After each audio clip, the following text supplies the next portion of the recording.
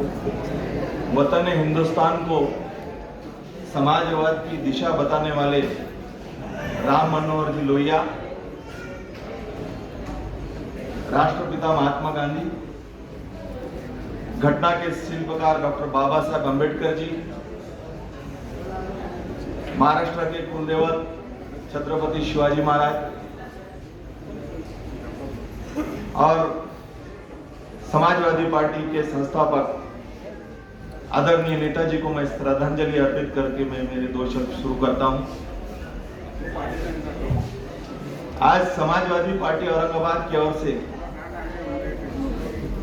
कार्यकर्ता सम्मेलन में मेरे साथ मौजूद स्टेज पर हमारे सरपरस्त शेख अकील हबीब साहब, प्रदेश सचिव समाजवादी पार्टी महाराष्ट्र, जगदीश शिंदे सर, जिला अध्यक्ष समाजवादी पार्टी औरंगाबाद, फैसल खान साहब, महानगर अध्यक्ष समाजवादी पार्टी औरंगाबाद,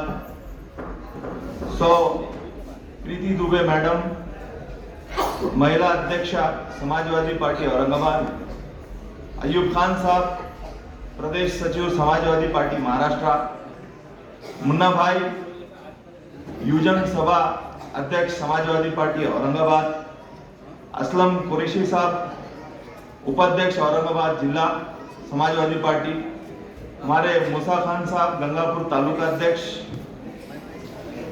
वैसे हमारे बीच मौजूद हम सब के बुजुर्ग डॉक्टर शरीफ साहब, जो समाजवादी पार्टी औरंगाबाद में विशेष निमंत्रित है, शाहीन बाजी मध्य शहर अध्यक्षा महिला, मलेका बाजी महिला शहर उपाध्यक्षा महिला, संगीता कांबड़े मैडम महिला महासचिव, नसीम बाजी,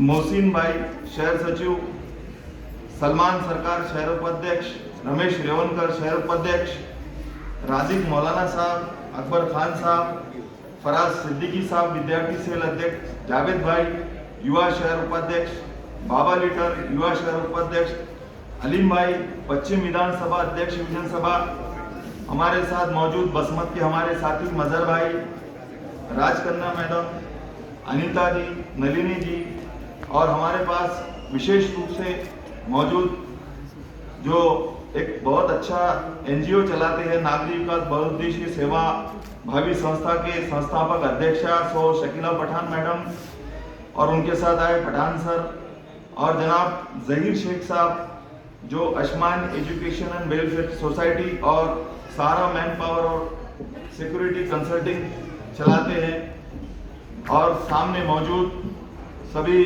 पत्रकार बंधुओं, बुजुर्गों, दोस्तों, महिलाओं, नौजवानों,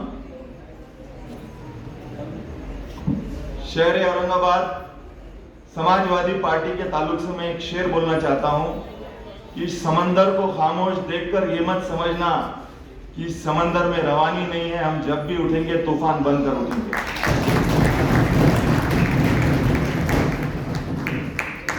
देखने वाले मेरी टूटी हुई कश्ती को ना देख, देखने वाले मेरी टूटी हुई कश्ती को ना देख, हौसला अब भी है तूफान से टकराने का। आज बहुत अच्छा लग रहा है, समाजवादी पार्टी का कार्यकर्ता सम्मेलन आज औरंगाबाद शहर में हमारे शहर अध्यक्ष फैसल खान साहब और उनकी पूरी टीम ने बहुत से इनिशिएटिव लेकर आज एक कामयाब सम्मेलन होने जा रहा है। मेरा सर्वप्रथम कर्तव्य है कि समाजवादी पार्टी क्या चीज है। तो माननीय मुलायम सिंह यादव जी ने 1992 में समाजवादी पार्टी की पुनर्स्थापना की थी। आजादी से पहले एक समाजवादी थी, समाजवादी विचारधारा थी, जिसके अध्यक्ष थे स्वर्गीय राम मनोहर लोहिया जी, जयप्रकाश नारायण जी, और ऐसे कई महान महापुरुष उनके साथ थे, विनोबा भावे जी। इन्होंने समाजवादी पार्टी का एक नारा दिया था, और इसलिए नारा दिया था कि इस मुल्क के अंदर 60 से 70% रहने वाला तबका ग्रामीण से आता है, और वो ज्यादातर अक्सरियत में खेती करते हैं। और उसमें एक मैसेज ये था कि समाजवादी पार्टी भारत के संविधान में सच्ची निष्ठा और श्रद्धा रखती है। महात्मा गांधी, डॉक्टर राम मनोहर लोहिया के आदर्शों को प्रेरणा लेकर समाजवादी पार्टी लोकतंत्र, धर्मनिरपेक्ष और समाजवाद में आस्था रखेगी।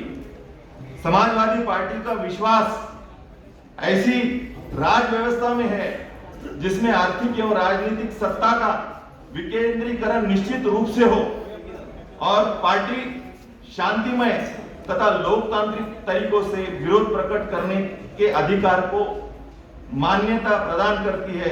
इसमें सत्याग्रह तथा शांतिपूर्वक आंदोलन शामिल है। जैसा कि हम किसी चीज का विरोध करते हैं, आंदोलन करते हैं, तो समाजवादी पार्टी ये कहती है, समाजवादी विचारधारा ये कहती है कोई भी आंदोलन करो लेकिन शांतिमय तरीके से करो, कानून को हाथ में लेते हुए मत करो। ये समाजवादी विचारधारा है।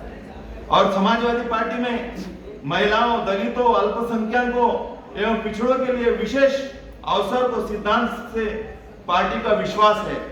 समानता पूर्व समाज की स्थापना के लिए पार्टी इसे जरूरी समझती है। जैसा कि समाजवादी पार्टी का घोषणा पत्र है, गोर, गरीब, पद दलित, अन्याय पीड़ित, महिला, विधवा, समाज का आखिरी व्यक्ति, इसको न्याय दिलाना ये समाजवादी पार्टी का प्रथम कर्तव्य है। और यकीन जानिए समाजवादी पार्टी इसी पे काम करती है। मैंने मेरे आंखों से देखा हूं, वो फूलन देवी जो आदिवासी समाज की महिला थी, पीड़ित थी, पिछड़े वर्ग थी, लेकिन उसको अगर किसी ने न्याय दिया, वो समाजवादी पार्टी ने न्याय दिलाया। वो फूलन देवी जिसके ऊपर 17 डाकुओं ने अत्याचार किया था, बलात्कार किया था, और वो फूलन देवी, वो शेरनी फूलन देवी ने एक एक करके 17 डाकुओं का मर्डर किया, सबको कंठ स्नान भेजा। उसके बाद फूलन देवी को जेल के सलाखों के पीछे जाना पड़ा। लेकिन जब माननीय मुलायम सिंह जी यादव उत्तर प्रदेश के मुख्यमंत्री थे, उन्होंने साफ तौर पे कह दिया था कि समाजवादी पार्टी पिछड़ों के लिए काम करती है। फूलन देवी के साथ जो हुआ था वो एकदम निंदास्पद घटना थी और मैं इसकी निंदा करता हूं। और ना चाहते हुए फूलन देवी ने ये स्टेप लिया था और वो कोई जानबूझकर नहीं मारा, क्योंकि उसके ऊपर अत्याचार हुआ था और उसने बदला लिया था। तो मुलायम सिंह जी यादव ने खुद उसको सलाखों के पीछे से निकालकर, ना सिर्फ निकाला बल्कि सीतापुर लोकसभा सीट से मेंबर ऑफ पार्लियामेंट का टिकट देके हिंदुस्तान के सर्वोच्च जगह एक दलित लेडी को लोकसभा में जिताकर भेजने वाला कोई और नहीं था, मुलायम सिंह यादव। वो मुलायम सिंह यादव जो वाकई में सच्चे देश प्रेमी थे, मक्कार अहंकार वाले लोगों की तरह नहीं थे जो 10-10 लाख के और करोड़ों के सूट बूट पहनकर बाहर मुल्कों के दौरे करते हैं। मैं सलाम करता हूं मुलायम सिंह यादव जी को, जब इस देश के रक्षा मंत्री थे तो वो जब भी बाहर मुल्कों के दौरे पर गए कि किसान के पहरावे पे गए, कुर्ता और धोती पहनकर गए, कभी उन्होंने पैंट शर्ट और सूट नहीं पहना। ये समाजवादी विचारधारा है। और समाजवादी पार्टी की जो साइकिल निशानी है वो इसलिए है कि इस देश का गरीब से गरीब आदमी साइकिल चला सकता है, जिससे उसकी सेहत भी रहेगी, जो तंदुरुस्त भी रहेगा, और ये सिंबल घर घर जा सकता है। इसलिए समाजवादी पार्टी का सिंबल साइकिल मुलायम सिंह यादव जी ने रखा था, जिस साइकिल पे बैठकर वो अपने घर से 12 किलोमीटर दूर जाके, एक शिक्षक पेशा थे, वो पढ़ाने के लिए जाते थे, वो टीचर थे, साइकिल के ऊपर जाते थे। इसीलिए समाजवादी पार्टी का निशान साइकिल उन्होंने रखा। मैं क्या क्या आपको बताऊं, समाजवादी पार्टी, मुलायम सिंह यादव 3 बार मुख्यमंत्री रहे, उसके बाद 2012 में माननीय अखिलेश जी मुख्यमंत्री रहे। आप देखिए उस वक्त का रिकॉर्ड और आज का रिकॉर्ड। वहां पर हर महिलाओं को कन्यादान योजना उन्होंने बनाई थी और कलेक्टर को ऑर्डर दिया था माननीय अखिलेश जी यादव ने सन 2012 में कि 10वीं पास अगर कोई कन्या है, चाहे किसी भी समाज की हो, 10वीं पास अगर है, 12वीं पास अगर है, उसने कलेक्टर ऑफिस में जाना, अपना पास का सर्टिफिकेट बताना और उसको 20,000 रुपए का चेक कलेक्टर ने देना, ताकि वो अपनी पढ़ाई कर सके या अपनी शादी ब्याह में उसके माँ बाप उसको खर्च कर सके। बताओ आज कौन सी पार्टी ने ये काम किया? आज तो बड़ी बड़ी बातें करने वाले लोग और समाज में बिगाड़ पैदा करने वाले लोग आपको हर जगह मिलेंगे, लेकिन समाजवादी पार्टी का एक नारा है, तुम हिंदू हो मैं मुस्लिम हूं, लाओ मैं तुम्हारी गीता पढ़ लूं तुम पढ़ लो कुरान, और एक ही थाली में खाना खाए सारा हिंदुस्तान। भैया यही है हमारे आज देश के हालात किधर से कहां चले गए। आज हमारे पूरे देश में भारत माता की जय नारा लगाया जाता है। क्या है ये नारा? कहां से आया था ये नारा? कौन थी वो भारत माता? जब नेताजी सुभाष चंद्र बोस ने आजाद हिंद सेना बनाई थी और लोगों के पास चंदा करने के लिए जाते थे, तो बिहार में एक गांव में गए और वो चंदा मांग रहे थे, तो वहां जाने के बाद एक बूढ़ी बेवा जिसको एकलौता एक बेटा था, उसके पास जब उन्होंने गए तो बूढ़ी बेवा ने कहा कि मेरे पास एकलौता एक बेटा है नेताजी, आप मेरे बेटे को आपके साथ ले लो और आपके आजाद हिंद सेना में मेरे बेटे को ले लो।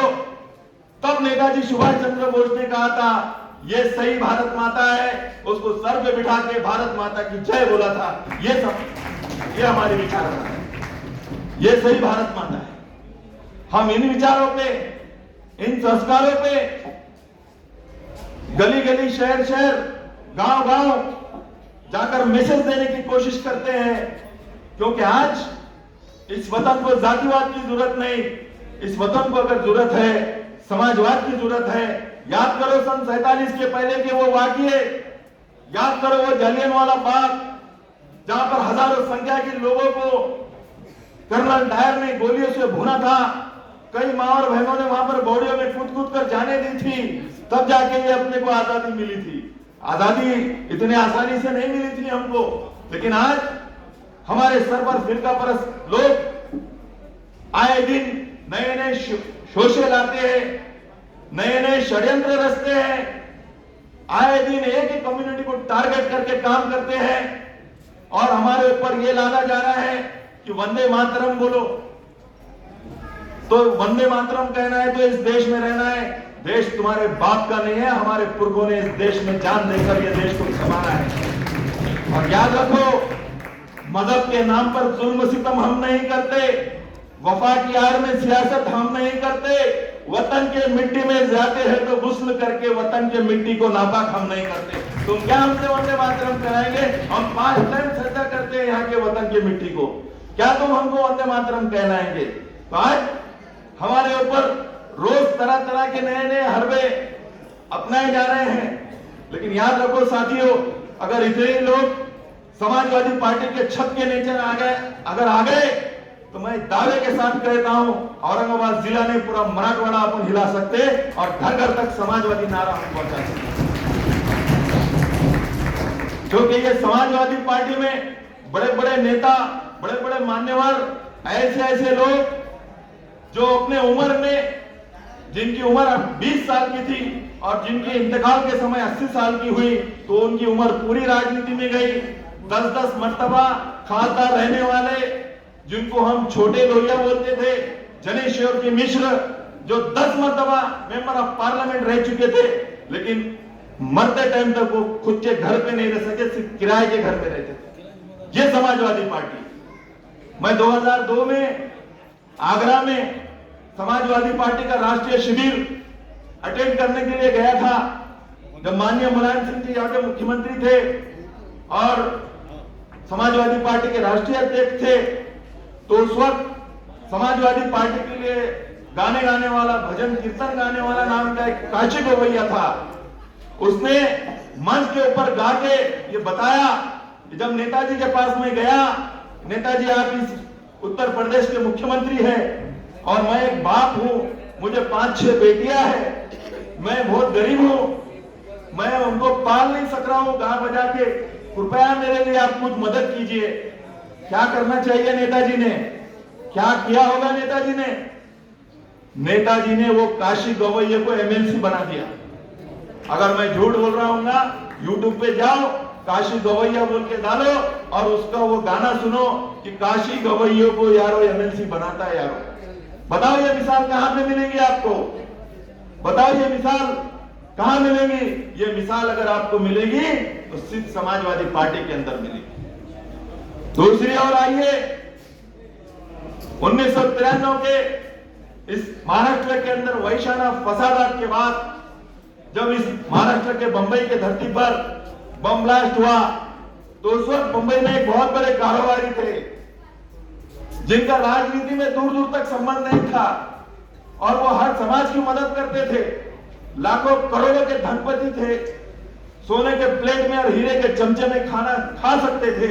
इतना उनको ऊपर वाले ने नवाजा और वो शख्स कोई और नहीं, मेरे नेता महाराष्ट्र अध्यक्ष माननीय आमदार अबू आसिम आजमी साहब थे।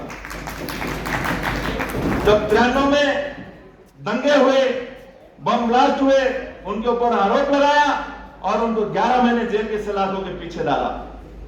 जब वो जेल के सलाखों के पीछे गए तो जेल का जो हाल देखा उन्होंने, बड़े बड़े बुजुर्ग, शरीफ साहब जैसे दाढ़ी वाले, ऐसे बुजुर्ग के जैसे लोग, इनको बहाना नौजवानों के सामने नंगा करके इनके शर्मगाहों में मिर्च डाली जा रही थी। मां बहनों को सील के ऊपर नंगा लिटाया जा रहा था। नौजवानों ने अपने बीवियों से कह दिया था कि अब हम छूटने वाले नहीं है, आप दूसरी शादी कर लो।